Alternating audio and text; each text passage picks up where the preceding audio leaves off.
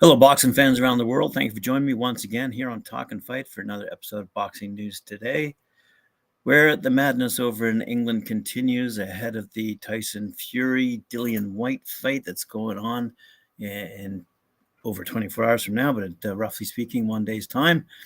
And of import to us here on the channel, we see that Tyson Fury says he will retire after the fight. And that, of course, is going to open up, help unclog, open up the heavyweight division if he does, in fact, retire and get out the way, and allow Joshua Buatsi and Alexander Usyk to take care of their business. And if, in fact, Whyte wins this fight tomorrow night, get to fight him, I guess. But as I said to a commentator the other day, elsewhere debating this issue, there are many, many, many fighters of the size and height that Tyson Fury has coming up through the rankings out of America alone. So it's not just a British sport for British people. There are lots of others fighting as well. Someone else looking to fight is Keith Thurman, who's hoping Terence Crawford will choose him as opposed to Errol Spence in their showdown. I don't think that's going to happen, but we'll see. Eddie Hearn is debating whether or not to have Anthony Joshua versus Alexander Usyk rematch in London or take it over to Saudi Arabia. The decision is contingent, of course, on money. Elsewhere, I see that Jermell Charlo, who said during yesterday's virtual press conferences he would have WBO champion Brian Castano hurt and crying next month on their bout, May 14th. And they're meeting at the Dignity Health Sports Center in Carson, California. Just a few of the headlines that I'm following before we jump right into the news. Let's have a quick look here. This is for all the women out there. We here at Talk and Fight enjoy female fighting. Love it. And we love to see Katie Taylor and Amanda Serrano go toe-to-toe on April 30th. And I really enjoy this news item that's coming out of our friends over at Boxing 247. As we all know, Taylor and Serrano are about to make history when they meet at Madison Square Garden, headlining that event, which will be shown live worldwide on DAZN. And they're the first female fighters to headline the world's most famous arena in its 140-year history, and in the process, as I said, make history. So Irish favorite Taylor, 20-0, 6 knockouts, puts her 135 pounds hardware on the line for the 6th time in the Big Apple, and does so against seven-weight champion Amanda Serrano, 42-101 with 30 knockouts. It's going to be a great battle, without a doubt. But here's what I like about this particular story. A few really good quotes from Katie Taylor.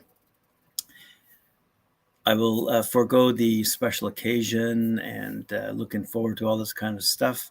The fact that she's always wanted to do this type of thing, never back down from challenges, yada yada. Not to diminish. It's a long article. If you want the full article, please go to boxing247.com.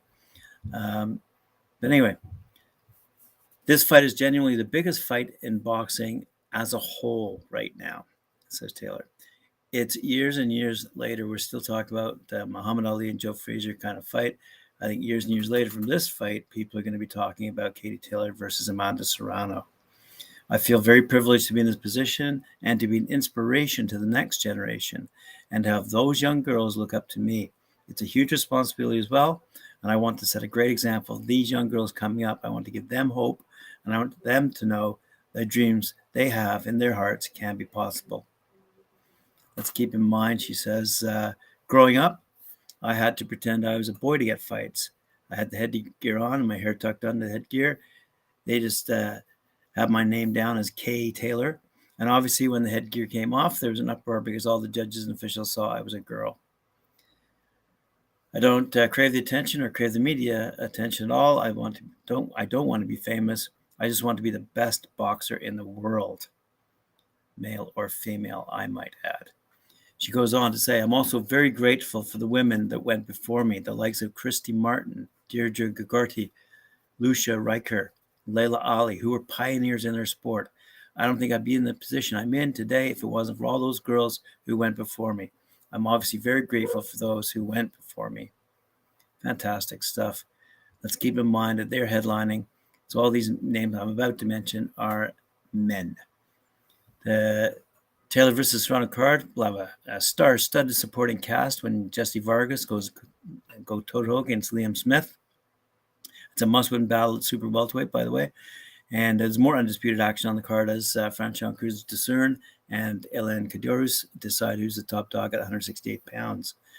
It's interesting to note, Olympic gold medal star Hialeah Park makes his American debut at this fight and defends his WBC International Flyweight title against Miguel Cartagena in his second pro fight. Austin Amma Williams is a tough test with fellow unbeaten middleweight Cordell Booker.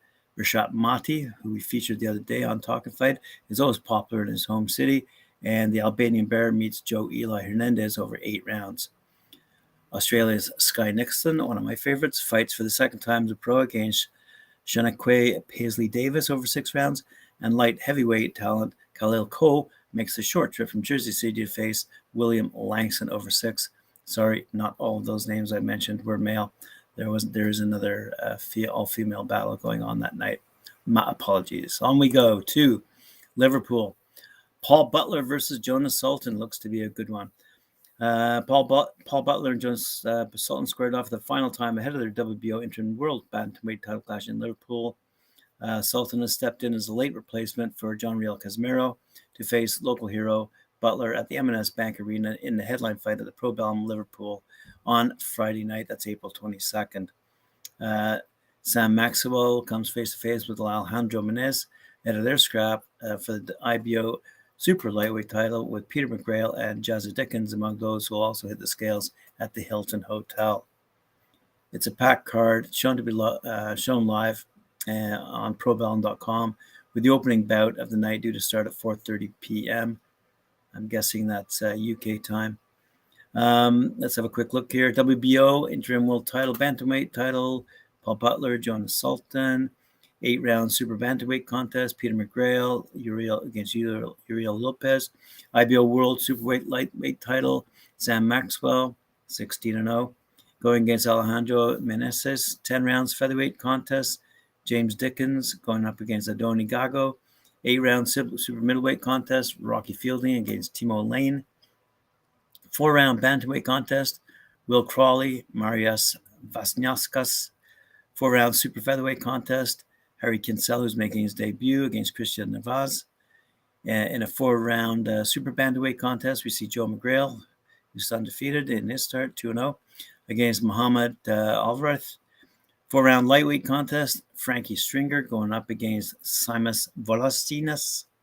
In the 4-round super featherweight contest, Stephen Kearns going up against Jose Hernandez. And the 6th-round bantamweight contest, Blaine Highland, who's 5-1, goes up against Stephen Jackson. Wow, what a night of fighting that will be over in Liverpool. But speaking of London, which I jumped ahead there, we're going to see Alan Babic.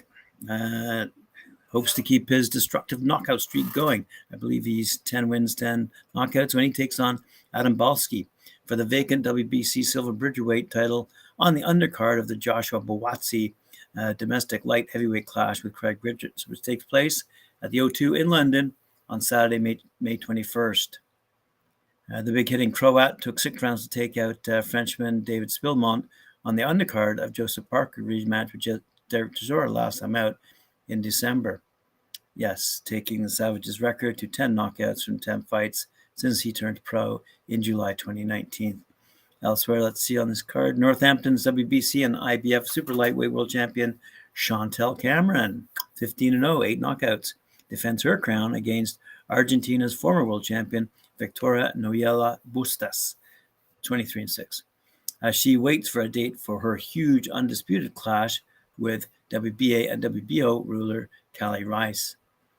Liverpool's Robbie Davies Jr., who's 22-3, looks to build on his impressive stoppage win over Henry Lundy back in December when he puts his WBA Continental Super Lightweight title on the line against another American, Javier Molina.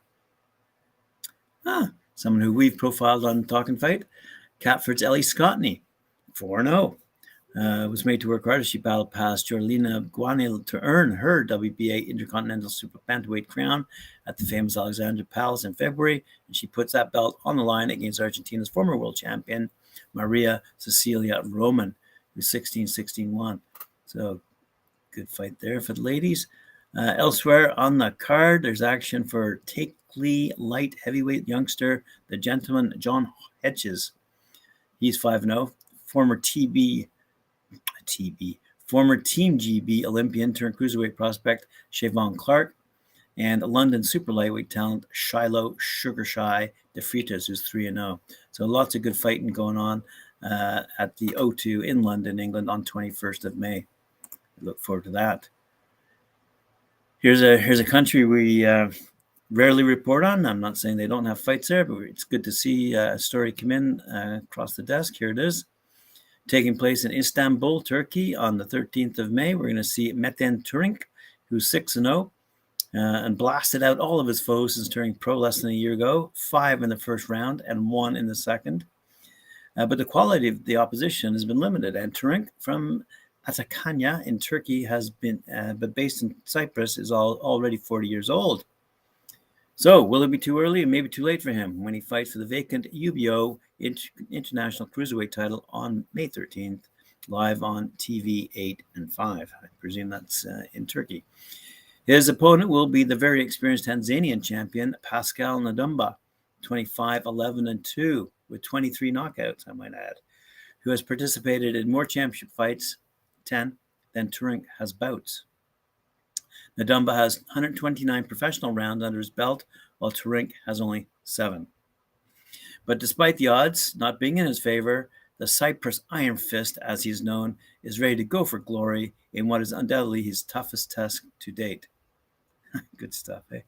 Also on the card, promoted by Sadar Afski Promotions, will be Dilara Yücel fighting for the WBO Female World Super Welterweight title against Happy Dowdy, and an extremely interesting clash for the UBO European Light Heavyweight title between undefeated prospects Imre Karasiper and Tajmal Ujimov. So good fights going on around the world, not just England and America, but Turkey as well. Let's see what we got lined up here. Speaking of America, let's fly down to Florida. When professional boxing returns to Hialeah Park for the second time this year on Saturday, May 7th, for the Una Gran Noche de Boxeo Cubana 2. It's not a stretch at all to say that Ulysses Diaz will be the most interesting fighter on the card. Diaz is 41 years old, a veteran, yet relatively inexperienced professional boxer with only 13 pro bouts on his 12-1 record dating back and 11 knockouts, record dating back to his debut in January 2017. But that's just the tip of the iceberg when it comes to telling the tale of the Cuban-born, Miami-based cruiserweight. Start with the fact that he grew up in Miami with incredibly accomplished rapper and singer Pitbull. We're like brothers, Diaz said. We've been best friends since we were little kids. Add that Diaz has an incredible social media presence, including 54,000 followers on his Uli Monster Instagram page. That will create significant added exposure when Hialeah Park, in association with Warriors Boxing and Revolta Boxing, present Una Gran Noche de Boxeo Cubana 2 on May 7th. And factor in that Diaz also holds the record for the fastest knockout in all combat sports history, a 3-second one-punch knockout of Daniel Bernardetto in a bare knuckles boxing bout. It's easy to see why promoter Henry Revolta is excited to have Diaz on the card. He's nicknamed the Monster for a reason, Revolta explained. He's exciting in the ring. He goes right for the knockout. He brings a big fan base with him. We're thrilled that he's on the card for Una Gran Noche de Boxeo Cubana 2. I hope I'm saying that right, but it sounds good to me. Added Diaz, I am a technical brawler. I'm not a kid anymore, so I push myself physically to keep in shape. I don't take any days off from training. I eat well. I get plenty of sleep. Good for him. Diaz will fight on the early part of an undercard against an opponent not yet named. Let's have a quick look here and see who else is fighting. See if we have any ladies. The May 7th festivities with high belt 225s, one featuring undefeated Cuban heavyweight prospect and Mike Tyson look-alike Lenier El Justiciero Pero, who's 6-0, against Hector Perez, 7-4, for the NABO Heavyweight Championship. And the other pitting cruiserweight Anthony White Chocolate Martinez, who's 12-1 with 11 knockouts, against number 15 IBF contender David Light, who's 17-0 with 11 knockouts. He's fighting out of New Zealand for the WBO International Cruiserweight title. Before the main event, Cuban super lightweight Orestes Velasquez, 3-0, coming off a victory in the fight of the night on January 28th at Hialeah Park, faces former WBO champion Juan Carlos Salgado, 27-9. Cuban welterweight Livan Navarro, 11-1, returns to the ring for the first time since his only defeat to face Mexican veteran Silverio Ortiz, 37-29, wow, with 18 knockouts.